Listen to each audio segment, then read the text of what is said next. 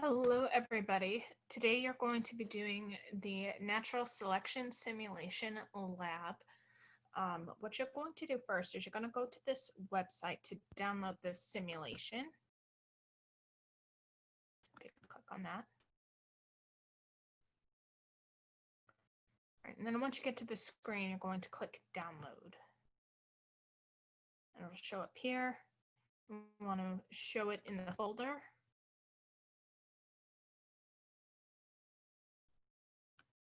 And then click on that to pull up the simulation.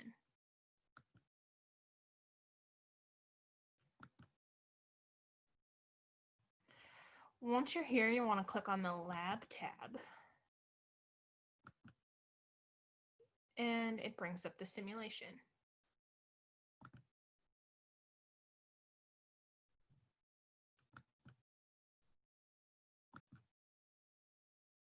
So this video is to show you some of the things that you're going to have to click on when you do the experiment. So the first thing you're going to need to do is add mates to the bunnies, so that way we can have a bunny population. Right now we see just one lonely bunny sitting there, but when we add a mate, we can see that another bunny has been added, and then this timer starts going off to show each generations.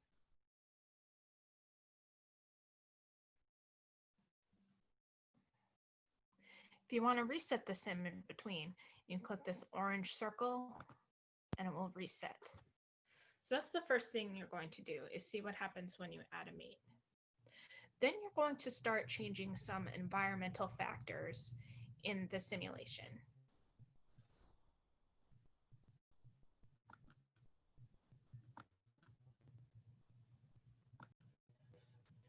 So the first thing you're going to be manipulating are the environmental factors. And so the two that we're going to focus on in this lab are tough food and wolves. So you can add those by clicking on the different environmental factors. And you can see that they will start to come into play as soon as we add a mate, and the timer will go off.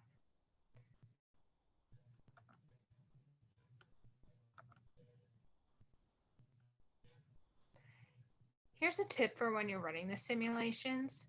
If you press and hold this fast forward button here, it makes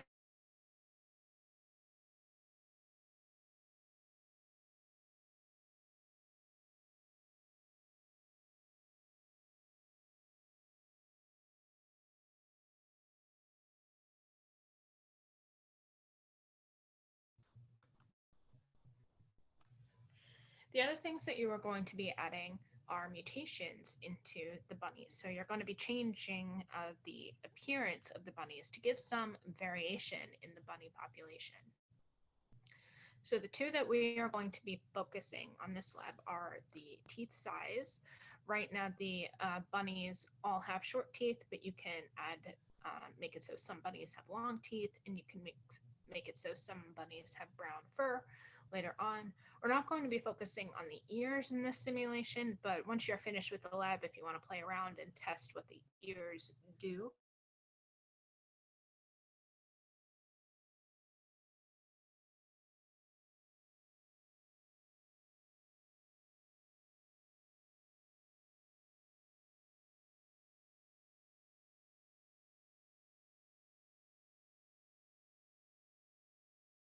it's recessive.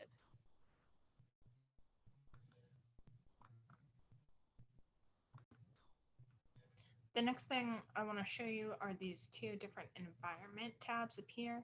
The sun is the equatorial environment here. That's the default in the bunny population. But you could also change it to an Arctic environment by clicking on the snowflake.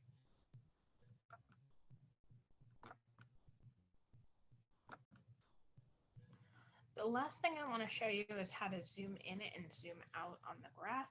If you go to this plus and minus symbol over here on the graph, you can click minus a whole bunch of times to zoom out.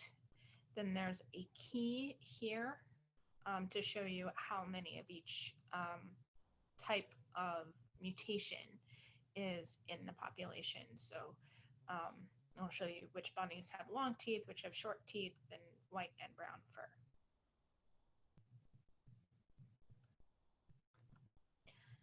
And then the final thing I want to mention is you can play around with this after you complete the lab to test out how these different mutations and environmental factors sort of all contribute to the bunny population.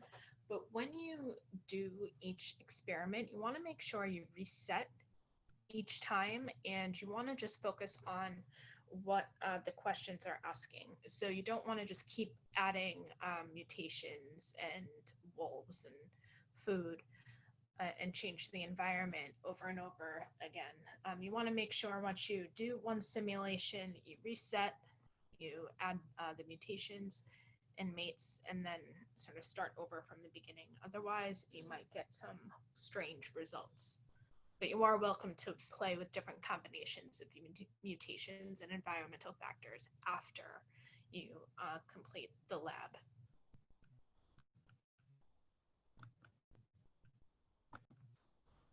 The last thing that you are going to do as part of the analysis for the lab is you're going to complete this Vita chart, and you want to explain how the bunnies in this simulation showed that. So you want to explain how there's variation in the bunnies, in the populations. You want to show how the traits are inherited. You want to explain how the sim mentioned differential survival and reproduction based on those different environmental factors that you could add into the sim, and then how the frequency of a trait that helps individuals survive or leave more offspring increase over time. Cite evidence from the graph that the sim produces in order to help you answer that question.